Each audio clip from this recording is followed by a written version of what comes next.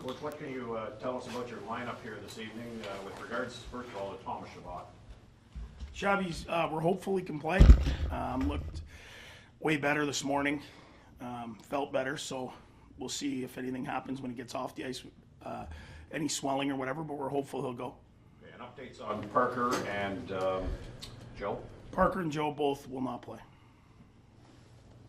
You said Joseph's out a couple of weeks, right? Well, at this point it looks that way, yeah. You're hopeful he's not done for the season? That is not my call. That'll be the trainers and how he rehabs and how he comes along here. So I think it's too soon to make that call. Is there any update on Talbot since you got home? No, he's not. He's unavailable. So I mean, I don't know what the timeline is there, but he's certainly unavailable. What are you hoping for from Ridly Greig? I just think, much like a lot of these guys that went down, come up, went down, come up. Every time they come up, they got a little more confidence, and we need that right now. We need that speed in the middle of the ice. We played against some really good centers on the road, and I think that helps us share the ice time between him and Pence. What did you see out of Jake Sanderson when he kind of got put into that first unit power play the other night against Edmonton? Well, I think he's able to adapt to anything, whether penalty kill, power play, whatever it is. He's just trying to get better. He looked really good, I think that's probably the last part of his game right now that he works on. He works on the defensive side the most, but he was able to come in and be a difference maker. How is this team feeling and reflecting on the road trip? Well, obviously we weren't very good on the road. Not having last change hurt us quite a bit. They were able to get their top guys out there a ton against us and some of our young guys. In saying that, it's a resilient group, and if you asked 8 weeks ago if we were in this situation, we'd have taken it. So we've got to play good, and it doesn't get easier. We said how hard March would be. You've got the Avs, you've got the Leafs, you've got the Bruins, the Penguins. You've got nothing but playoff teams ahead of you. So that's a good thing. The good thing is we're going to get to play the best, and we're going to find out where we're at. What can you take from the experiences that you had, for example, back in January when you bounced back and put a really good string together? How can you use that? You just have to have a good period. And then the second, and then the third. Then when you win, they're so young that they start to believe they can win every day. And that same thing happens sometimes when you lose on the road. We're so much more comfortable at home as a young group. Their own house, their own car, their own everything. And you could see of late how much better we've played at home. Now, the competition that we're going to play at home is going to be significantly harder than what we've seen at home prior to this. But we've seemed to have a lot more jump and energy at home.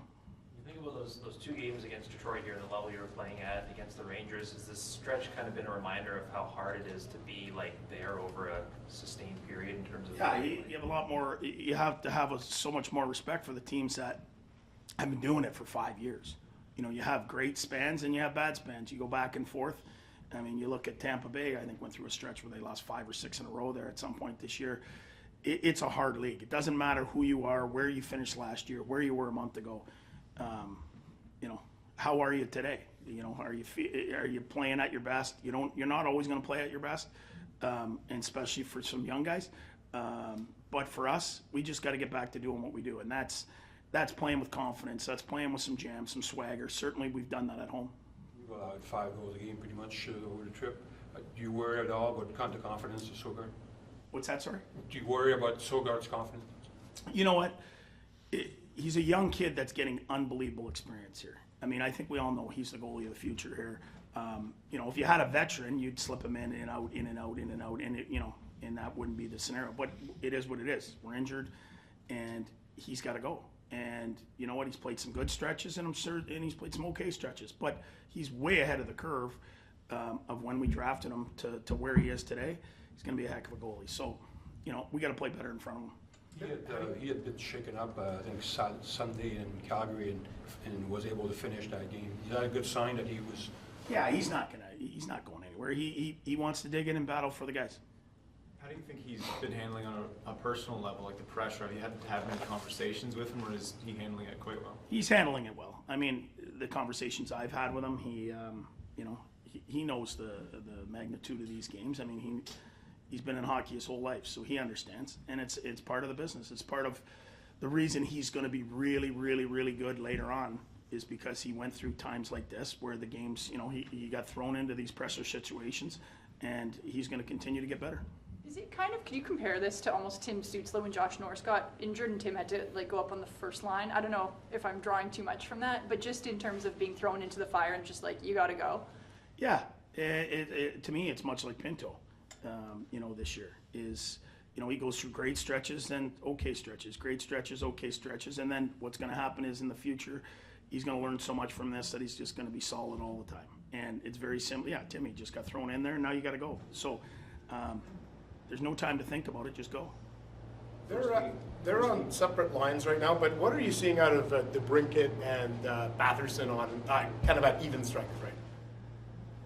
Well, I think, to be honest, they've had a lot of bad breaks. To be honest, Drake's played some really good hockey of late. I mean, he has nothing to do with the goals against in the last little bit that have gone in against him. Same thing for the Cat. I mean, when you're 200 feet away and the puck goes in the net and your hands aren't on it and you get a minus, it is what it is. So, yeah, they want to score more. I think they'll be better here at home. I think Ridley will give that line a little bit of jump and allow Pins to go down and play against, more of a bottom pairing. First game home, coming back from the long trip seems always more difficult for any team. How do you avoid having a bad start, preparation-wise and all that? Well, I think the bad start, you're playing against the Stanley Cup champs, so I think you're going to be ready. They're playing really well. I think we had great jam this morning, so if we got that jam tonight, we're going to be good. Versus maybe when you first came out. Yeah, obviously that was that road trip didn't go as we wanted it to. I think there's nothing you can really do about it now. We need to just come in. The boys, like they said, they've played well at home all year. We just need to continue to have that good mentality while we're here in this barn and play hard and take it one game at a time. It's really all you can do. Try to get a string of them together, and it starts tonight. Is there something you can put your finger on in terms of defensively, what maybe has gone wrong in the last 4 or 5 games? I don't know. I don't know that I've been here long enough to really say, what systematically went wrong for the team. But, I think, I know on that back-to-back, the boys seem a little tired. And, it's just coming to that time of year. Every game's a grind. Everybody's fighting for points. And, these wins aren't going to be easy to come by, so just needs to take a full team effort.